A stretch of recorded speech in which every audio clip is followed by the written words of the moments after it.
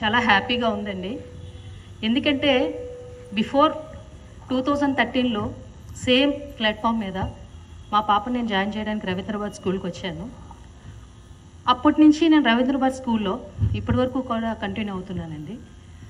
అయితే చాలా వరకు కూడా యాజ్ ఎ పేరెంట్గా అందరిలాగే నేను కూడా బ్యాక్లాగ్స్ చూస్తూ ఎవరు ఏ విధంగా టీచ్ చేస్తున్నారు, ఎవరు ఏ విధంగా వెళ్తున్నారు అనేది నేను ప్రతిరోజు పేరెంట్స్ మీటింగ్ పెట్టేటప్పుడు నేను డ్రాబ్యాక్స్ చెప్పేస్తూ ఉండేదాన్ని.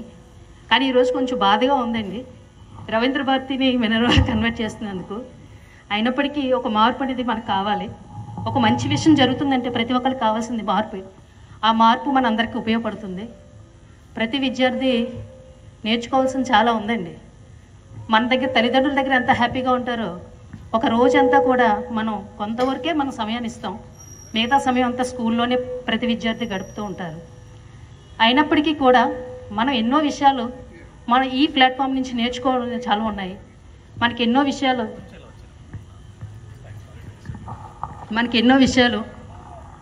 అతను సార్ చాలా విషయాలు మనకు చెప్పారు. ఈరోజు చాలా హ్యాపీగా ఉంది.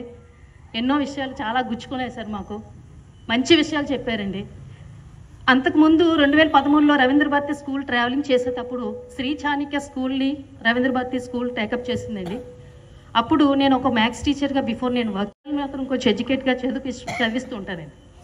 అయితే అప్పుడు నేను రవీంద్ర భారతి స్కూల్ చెప్పేటప్పుడు మార్పు చెందుతున్నప్పుడు శ్రీ చాణక్య నుంచి రవీంద్ర భారతి స్కూల్ కన్వర్ట్ అవుతున్నప్పుడు ఈ విధంగా పేరెంట్స్ అవేర్నెస్ సెషన్ అనేది నేను చూడలేదండి. ఈరోజు మినర్వా పేరెంట్స్ అవేర్నెస్ సెషన్ అనేది చూస్తున్నాను. ఎందుకంటే వీళ్ళందరూ మనతో ఉంటారు అని ఒక హోప్ ఇచ్చినందుకు నాకు చాలా హ్యాపీగా ఉందండి ఈరోజు. ఎందుకంటే మనకు ఈ హోప్ ఉంటేనే మన పిల్లలు మనం ఇక్కడ ఉంచగలుగుతాం. వీళ్ళందరూ మనతో ఉంటారు అంటే చాలా హ్యాపీగా ఉంది. మీ అందరి ఆశీస్సులతో పాప 10th క్లాస్లో ఇక్కడి వరకు చదివింది సార్. తర్వాత తను ఇంటర్మీడియట్ శ్రీ చాణక్యలో చదివింది. ఇప్పుడు పాప ఐఐటి చదువుతుంది సార్. ఐఐటి కాలేజ్లో ఎలక్ట్రికల్ ఇంజనీరింగ్ స్టూడెంట్గా చదువుతుందండి.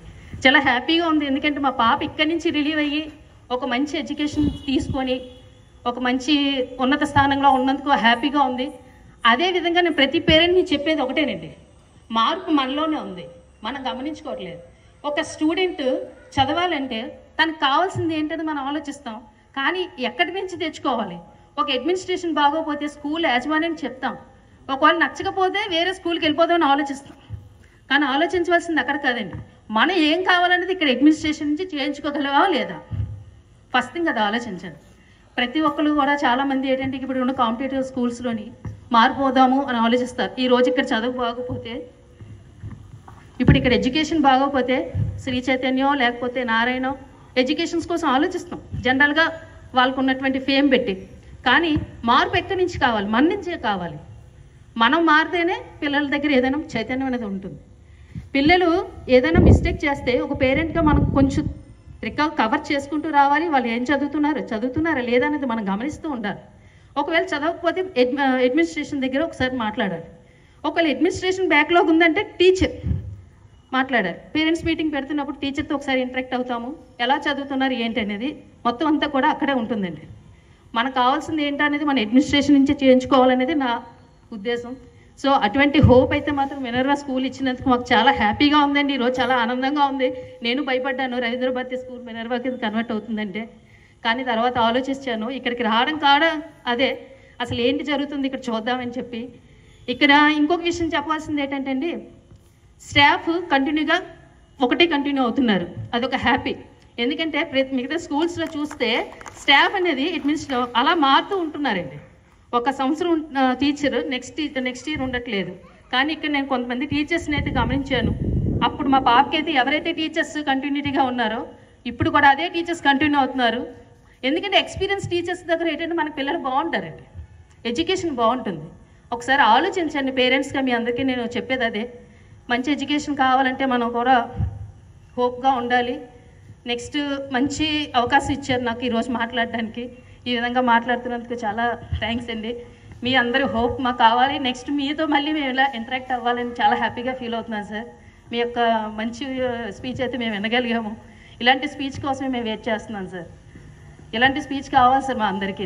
టీచర్ ఒక పేరెంట్స్గా మీరు ఎలాంటి మాటలు చెప్పారో ఒక పేరెంట్స్కి టచ్ అవ్వాలని ఆ విధంగా టచ్ అవుతున్నాయి.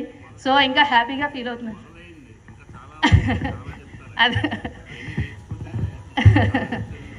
కావాల్సింది అదే కదండి, పిల్లలకు కావాల్సింది. ఈరోజు మనం మంచి ప్లాట్ఫామ్ ఇవ్వగలిగితే వాళ్ళ లైఫ్లో ఎక్కడికే నిలిపోగలుగుతారండి. మనకు కావాల్సింది అదే. ఇక్కడ మీ పిల్లల్ని నువ్వు వదిలేస్తే ఈ స్కూల్లో కాదు ఎక్కడైనా మనం జనరల్గా ఇక్కడ వదిలేస్తే వాళ్ళంతటి వాళ్ళు మన ఇంటికి రాగలిగేలా ఉండాలి. అంటే అంత నాలెడ్జ్ మనం ఇవ్వగలగాలి. అంటే not only for education, anything. పిల్లలకు ప్రతిదీ మనం ఇవ్వగలిగినప్పుడే వాళ్ళ యొక్క గమ్యాన్ని చేరుకోగలుగుతారు. నాకు మంచి అవకాశం ఇచ్చారు ఈరోజు. చాలా థ్యాంక్స్ అండి.